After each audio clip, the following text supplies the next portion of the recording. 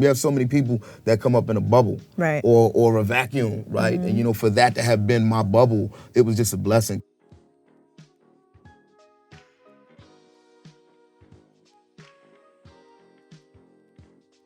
Amazing MC, co-founder, lead MC of the Roots Crew, of course. And we're adding author to that title as we celebrate the Upcycled Self. Tariq, Black Thought, Trotter, welcome. Thank you so much. Thanks for having me. Of course. Now this book, this memoir, the cover, the title, the context, everything about it is so intentional. And it says so much about you, not only as an MC, but as a human. And I'm so happy that you're putting this out for the world to really understand who you are as a person. Wow. Yeah, thank you. Congratulations. Thank you. Thanks. Now, why now did you decide to release this memoir and let us all into the nitty-gritty details of the things that happened in your life? I think I'm at a point in my career where sort of leaning inward, and I guess offering my fans, my audience, more of myself, the more personal side of my art is the only place left to go. It's sort of the final frontier. I've done everything else over the years and somehow still managed to remain, elusive and reclusive and, introverted and private and, all the things. So I would meet people who have been longtime supporters, rock with everything that I do, that I've done on the solo side and, in a roots capacity, and who still felt like they didn't know me, And I think a lot of it is just attributable to the fact that, I haven't really worn my history, the pieces that sort of made me on my sleeve in that way, or in a way that, some artists do. Sometimes that's what people are gonna lead with, as part of their brand. And I didn't lead, with the trauma in that way. So I feel like now, it serves the purpose of, just another level of familiarity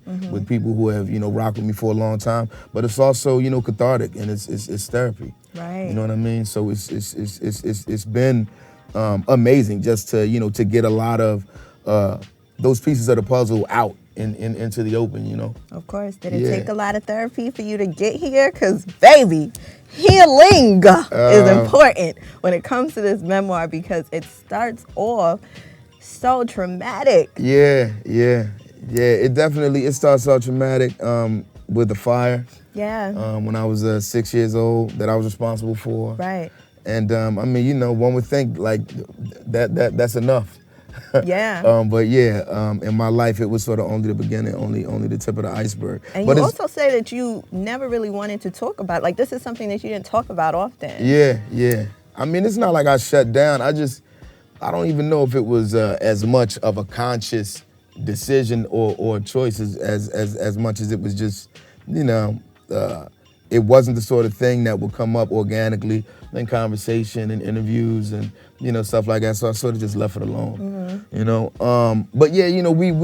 normalize so much of our trauma as like in the Black community and as Black men from a certain place in time. This has been huge in sort of working through that, for me personally, and hopefully that's the purpose that it's going to serve. Now, throughout the book, you also mention loss being like the basis of who you are as a human.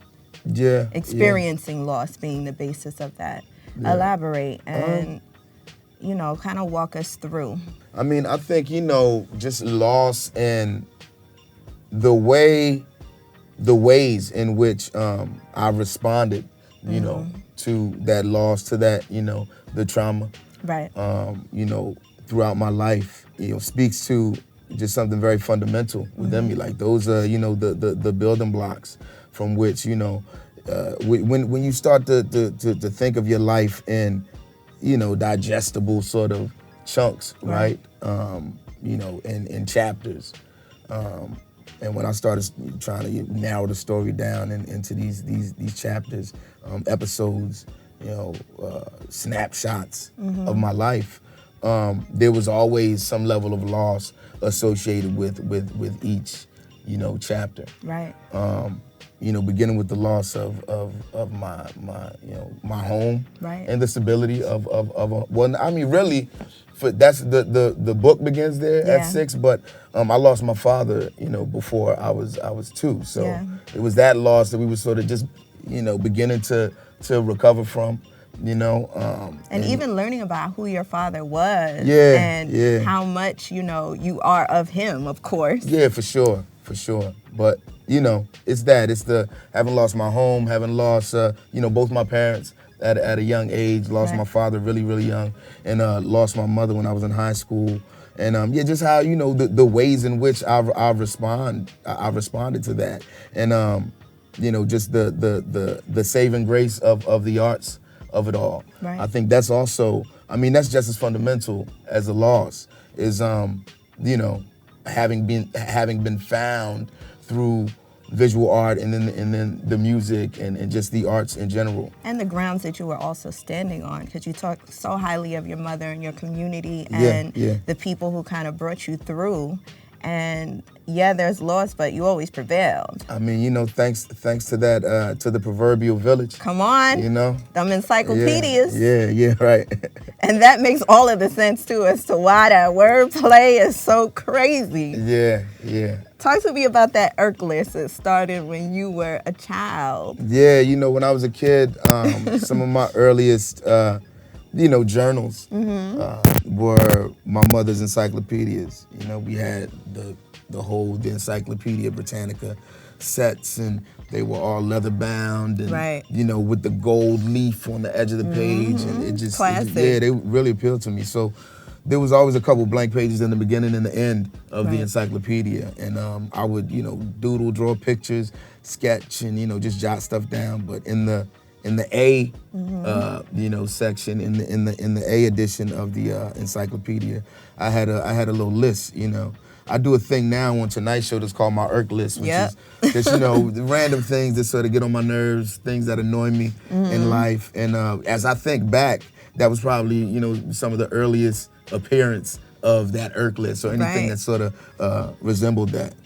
But I've always journaled and rolled around with a sketch pad or some sort of notebook to jot down my ideas and stuff like that. And I love how much art comes into play as well. I think, coming from another perspective, your fans, when they see you in the light of an MC and just in other ways, they don't really connect all of the dots to what you were doing. Right.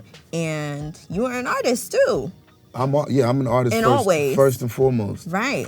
And when I talk about the saving grace of the arts, it was just the art and being involved in those camps and the little art classes and stuff that my mother would sort of sign me up for when I was a young person. That gave me those first glimpses of what the world beyond the block and beyond the community and beyond the neighborhood, beyond Philadelphia, could be. What it could and should look like. Right. And that's something that definitely has stuck with me. Yeah, of course. Yeah. Now, throughout the process of working on this book, did you have moments where you had to pause and take a breath because it got kind of, tough going back through those memories? Yeah, there's so much just in life that I think I've suppressed. Right. And it's a lot that I probably still do. But it was definitely, when I talk about how it was therapeutic, it was in that, and going back and, reliving some of those experiences. It was moving and was just compelling for me in a different way. And then there are sections, I co-wrote this book with Jasmine Martin. And there are sections where you hear, Rich Nichols, you know what I'm saying, who's a brother and father figure to me who's no longer with us, or, you hear my mother or my grandmother's voice. And I think that was masterful, like, the way that she was able to conceive that and, through interviews. I was going to ask you if these were like letters that they wrote something. There were letters. There were letters. There were, actual conversations that Jasmine had with my grandmother before she passed away and with my uncle. Luke Mon, who's my oldest surviving relative right now. And she was able to stitch it together in a way that just felt really real. And the first time I read through it, in the edit, yeah, I had to stop a couple of times. I feel like I'm just now really, you know, still dealing with a lot of that process, you know what I mean? Of course. Yeah. Now, when you look back at your life and all the things that you experienced and where you are now, what is something that you would tell your younger self just to prepare you for where you are and where you've gone? You know, I would tell my younger self that it definitely gets greater later. You know, it might feel like there's a lot to shoulder right now as a young person. A lot of responsibility. Not that those responsibilities are going to lessen, but those responsibilities are going to change, and you're going to start to get more out of what it is that you feel you're giving to the world. I mean, the blessing is that I got a bunch of younger versions of me and my kids, so I'm definitely able to bestow that sage wisdom upon them, drop those jewels. You know what I mean? Now, Philly. Yeah, Philly, which is another. Philly is also, I mean, maybe the main character. Yeah. And so much history, by the way, that I did not know about Philly. Yeah. And I frequent the city. I actually do radio in Philly as well. Okay, nice. But to know what you've experienced in that space and just how much of a melting pot that you talk about it as, with all the different races, the Italians, the Irish, the Cambodians, the Viets. I mean, how does that all tie into who you are as a person? I think, in the same way that the art and the arts and the influence of the arts ties into it, it just gives you a different perspective, right? It changes the way that, you see the world and experience the world. Right. And it's the sort of thing that when you're in it, I don't know that you're able to understand it well enough to really appreciate it for what it is. But, coming up in that sort of microcosm, you have so many people that come up in a bubble or a vacuum, right? And, for that to have been my bubble, it was just a blessing because it prepared me for, I started traveling the world at 18, 19, you know what I'm saying? So I was already prepared just for some of those interactions, with people who didn't look like me and who may have been from a different place. Because I'd already dealt with that, coming up in the section of Philly that I came up in. Now, there's a lot of pain that we see happening in Philly, and a lot of stuff that, that's at the forefront, but I want you to speak on the love and the history and why it's such a great city to come up in, and that kind of gave you the scope that you have to be able to move the way that you do now. I think, people talk about there being something in the water in Philly, about there being something in the air. There's definitely something that you can taste and that you can feel, a certain, resilience. Right. Ooh. So, when you talk about that pain, I think, one of the beauty of the city of Philadelphia and the beauty of the Philadelphian is just triumph, you know what I'm saying? Triumph over that. I won't even call it tragedy, but just triumph over, those challenges that present themselves because they come along with the Philadelphia lived experience. Right. You know what I'm saying? And again, it's the stuff that for us, it's just every day, it's regular, it's what we normalize. But, as you get out and you experience different things in the world, you come to realize, that it's not normal, and this isn't the way that, you know what I'm saying, everyone came up, and it's stuff that you got to deal with, you got to address in life in order to move forward, so this is all part of that. It's so much that I'm doing right now in life